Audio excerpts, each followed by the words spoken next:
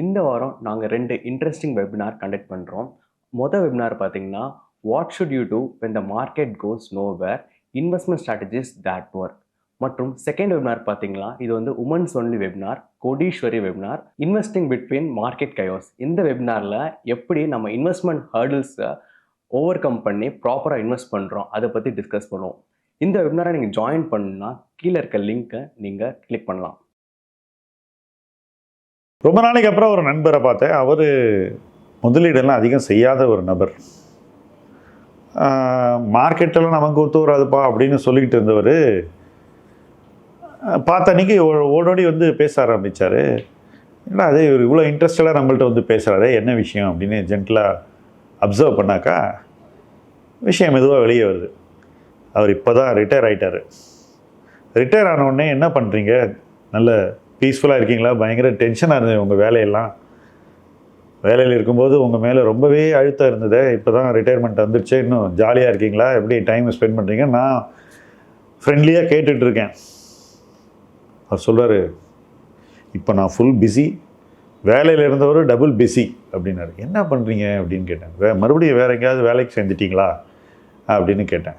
இல்லை, இப்போ morning 9 o'clock ஸ்க்ரீனுக்கு எதிர்க்க உட்காந்துடுறேன், உட்காந்துட்டு டே ஃபுல்லாக ட்ரேடிங்.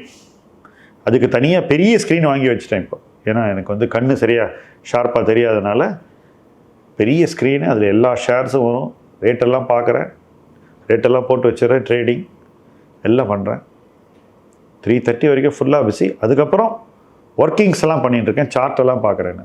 ஓ அப்படியா, என்ன ட்ரேடிங் பண்ணுறீங்க? இல்லை ஃபுல்லாக F&O தான் அப்படின்னார்.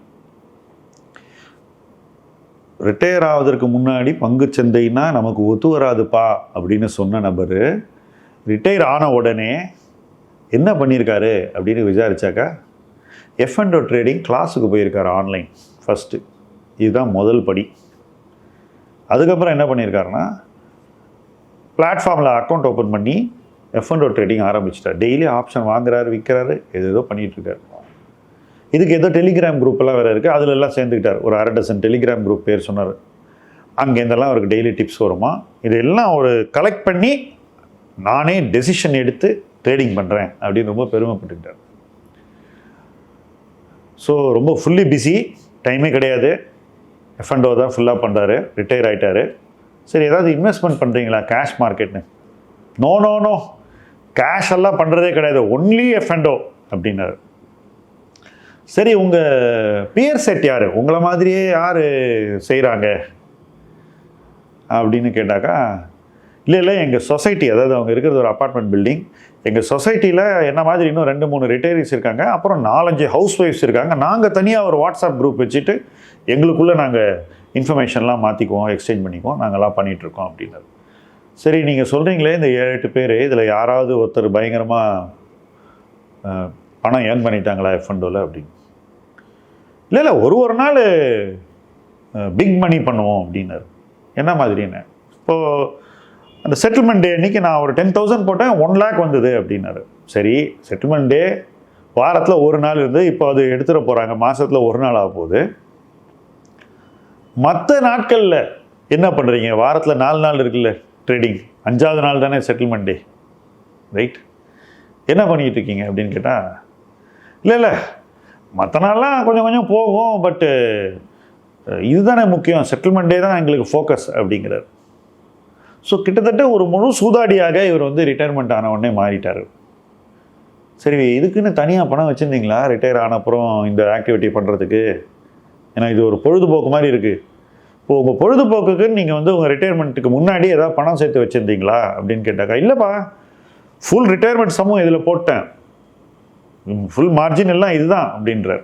எல்லா பணத்தையும் எடுத்து F&Oவில் போட்டுட்டு டெய்லி ட்ரேடிங் பண்ணிகிட்ருக்கார். சரி, என்ன சார் உங்களுக்கு கிடைக்கும் அப்படின்னு கேட்டாக்கா, வரும் போகும் அப்படின்னாரு. இது எல்லா சூதாடிகளும் சொல்கிறது, வரும் போகும் அப்படிங்கிறது. சரி, எவ்வளோ வரும்னு கேட்டாக்கா, நான் சொன்ன மாதிரி ஒரு 10 மாதத்தில் 1 மாதத்தில் 1 lakh பண்ணியிருப்பார் ஒரு நாள் இன்னைக்கு. மற்ற எல்லா நாளும் லாஸ் தான் பண்ணிகிட்டு இருக்கார் இவர். ஸோ நெட்டு பார்த்தீங்கன்னா இந்த வருஷத்துக்கு உங்களுக்கு F&Oவில் என்னங்க கணக்கு அப்படின்னு நான் கேட்டேன். கேட்டதுக்கு ஒரு 10 லட்சம் லாஸ் அது வரும் போகும், மறுபடியும் ஆரம்பிக்கிறார். வரும் போகும், இந்த வரும் போகும்ன்றது தான் வந்து சூதாடியினுடைய தாரக மந்திரம். அதுதான் அவங்க சொல்லிகிட்டே இருப்பாங்க.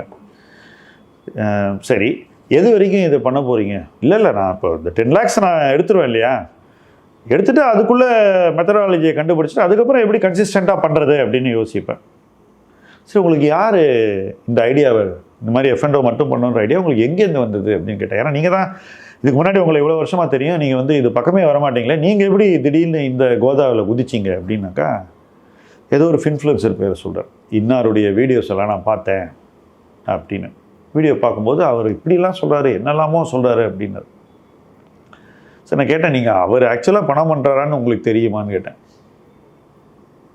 ஏன்னா எனக்கு தெரியும், அதே நபர்கிட்ட எனக்கு தெரிஞ்ச ஒரு பைலட் வந்து 20 lakhs கொடுத்து 20 lakhs போயிடுச்சு, லாஸ் ஆகிடுச்சு. அந்த லாஸ் ஆனவுடனே அந்த ஆள் மார்க்கெட் விட்டே போயிட்டான். F&Oவில் வந்து மேனேஜ்மெண்ட், அதாவது அது எல்லாமே இல்லீகல் தான் வச்சுக்கோங்க, எல்லாமே சட்டவிரோதமான விஷயங்கள். பணத்தை கொடுத்துருக்கான், அவன் வந்து ஆப்ஷன் ட்ரேட் பண்ணி மொத்த பணத்தையும் காலி பண்ணிட்டான். முடிஞ்சா இன்னும் கொஞ்சம் கொடுக்குறானா திருப்பியும். ஸோ பைலட் வந்து போகிறோம் அப்படின்னு விட்டார். பட் இந்த நபர் அண்ணாச்சி என்ஜாயிங் டெய்லி இந்த மாதிரி F&Oவில் ட்ரேட் பண்ணுறேன் காலையிலேருந்து நைட்டு மட்டும். உங்கள் வீட்டில் தெரியுமா நீங்கள் லாஸ் பண்ணுறீங்கன்னு ஒரு கேள்வி கேட்டேன். தெரியாது. அவங்க வீட்டில் இவர் லாஸ் பண்ணுறாங்கிறது யாருக்குமே தெரியாது. அப்போ என்ன சொல்லுவீங்க டெய்லி? யாரும் கேட்க மாட்டாங்களா நீங்கள் பணம் சம்பாதிக்கிறீங்களா விடுறீங்களான்னு? இல்லை கேட்பாங்க. இன்றைக்கி இது மேலே போகும்போது அன்றைக்கி நான் சொல்லிடுவேன் இல்லையா, ஸோ நான் பணம் பண்ணுறேன்னு எல்லாரும் நினச்சிக்கிட்டு இருக்காங்க அப்படின்னு இவரே சொல்கிறார். ஸோ இவர் என்ன பண்ணுறாரு, வீட்டில் போயிட்டு டைனிங் டேபிளில் உட்காரும்போது இல்லை டிவி பார்க்கும்போது இல்லை ஏதோ ஒரு கான்வர்சேஷன் பண்ணும்போது பணம் பண்ண அன்றைக்கி பெருமையாக சொல்லிக்கிறாரு, விட்ட அன்றைக்கி குவைட்டாக இருக்காரு. ஸோ வீட்டில் குடும்பத்தில் அவங்க ஒய்ஃபு பசங்களாம் என்ன நினைக்கிறாங்கன்னா, இவர் ஏதோ நல்லா பண்ணிகிட்ருக்காரு அப்படின்னு நினச்சிக்கிட்டு இருக்காங்க. சரி, அவங்கள்ட்ட ஏதாவது பணம் வாங்கி இன்வெஸ்ட் பண்ணியிருக்கீங்களா? ஆமாம், என் பையன்கிட்டயே ஒரு 10 lakhs வாங்கியிருக்கேன், அதையும் தனியாக போட்டு பண்ணிகிட்ருக்கேன் அப்படின்னாரு. சரி, உங்கள் பேரில் பண்ணுறீங்களா இல்லை பையன் பேரில் பண்ணுறீங்களா? இல்லை அவன் பேரில் பண்ணல, அவனுக்கெல்லாம் இந்த டென்ஷன்லாம் தாங்காது, என் அக்கௌண்ட்டில் வாங்கி என் பேர்லேயே நான் வந்து பண்ணிகிட்ருக்கேன், என் ஒய்ஃப் பேரில் அக்கௌண்ட் வச்சுட்டு அவங்க பேரில் பண்ணுறேன், நான் தான் அக்கௌண்ட் ஆப்ரேட் பண்ணுறேன். உங்கள் ஒய்ஃப் பேரில் லாஸ் பண்ணியிருக்கீங்களா அப்படின்னு கேட்டேன். அடுத்தது, ஆமாம் ஒரு 5 lakhs லாஸ் இருக்கும். உங்கள் ஒய்ஃபுக்கு தெரியுமா அவங்க பேரில் 5 lakhs லாஸ் இருக்கும்? இல்லை அவள் இதெல்லாம் பார்க்க மாட்டேன், எல்லாமே நான் தான் அப்படின்னு. ஸோ ரிட்டையர் ஆகிட்டே அந்த ரிட்டையர்மெண்ட்டை என்ஜாய் பண்ணுறதுக்கு பதிலாக இவர் ரிட்டையர்மெண்ட்டுக்கு வச்சுருந்த பணம், அதாவது ரிட்டையர்மெண்ட்டும் போது இவருக்கு வந்த பணத்தையும் லாஸ் பண்ண ஆரம்பிச்சிட்டாரு.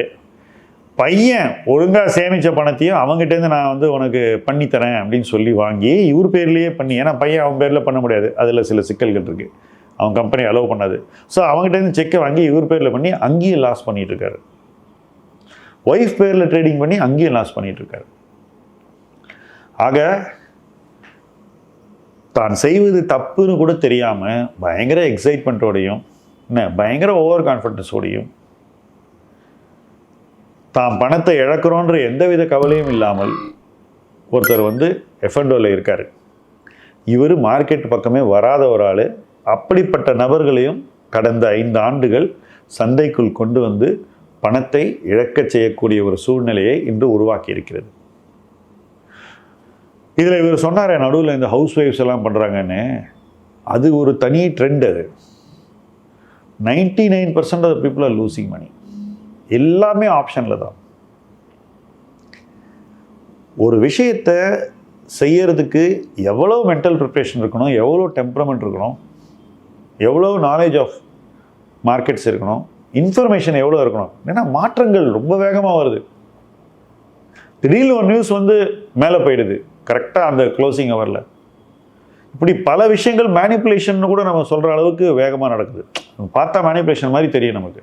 எப்படியோ நமக்கு அதை எதிர்கொள்ளக்கூடிய சக்தி இருக்கான்ற ஒரு கேள்வியை கேட்காம தான் ரிட்டையரிஸ் வந்து இன்றைக்கி F&Oவில் பணத்தை விட்டுட்டு இருக்காங்க. அதில் பாருங்கள், அவர் கேஷில் எதுவுமே பண்ணல. Mutual fund 0, equity 0, only F&O. நான் கேட்டேன், உங்களோட இந்த பில்டிங்கில் இருக்கக்கூடிய ஃப்ரெண்ட்ஸ் எல்லாருமே வெறும் F&O பண்ணுறாங்களா, இல்லை கொஞ்சம் கேஷும் சேர்த்து பண்ணுறாங்க? இல்லை யாரும் கேஷ் பண்ணுறதில்ல, ஒன்லி F&O. ஸோ கிட்டத்தட்ட இன்றைக்கி வந்து இந்தியாவில் நடுத்தர வர்க்கத்தில் ரிட்டையரிஸ்லேருந்து ஹவுஸ் ஒய்ஃப் வரைக்கும் எல்லாருக்குமே இந்த ஒன்லி F&O கல்ச்சர் இருக்குது. அது ஆக்சுவலாக இன்னும் ஷார்ப்பாக சொல்லணும்னா ஒன்லி O கல்ச்சர், F கிடையாது, வெறும் ஆப்ஷன்ஸ் தான். ஸோ கிட்டத்தட்ட ஆப்ஷன்ஸ் என்பது ஒரு புதிய மதமாக உருவாகி அந்த மதத்தில் போய் எல்லாரும் இணைஞ்சி அந்த மதத்துக்கு தங்களுடைய எல்லா பணத்தையும் இழந்துக்கிட்டு இருக்காங்க. இதுதான் இன்றைக்கி நடந்துக்கிட்டு இருக்கு. அண்ட் இதில் இழக்கக்கூடிய பணத்தின் அளவு ஆன்லைன் ரம்மி, வேறு வகையான கேம்பிளிங், இது எல்லாத்த விட கணிசமாக அதிகமாக இருக்குன்றதை உணராமல் எல்லாரும் இதை பண்ணிகிட்ருக்காங்க. இதுக்கு என்ன ரீசன் அப்படின்னு யோசிக்கும்போது, ஆன்லைன் ட்ரேடிங் இன்னைக்கு சோஷியலாக ரொம்ப கூலாக பார்க்கப்படுகிறது. அதை நம்ம நார்மலைஸ் பண்ணிட்டோம். அவன் வந்து ட்ரேட் பண்ணுறான்ப்பா, அவன் பெரிய மணி போட்டு தில்லா பண்ணுறான் அப்படின்னு நம்ம வந்து அதை பெருமையாக சொல்கிறோம்.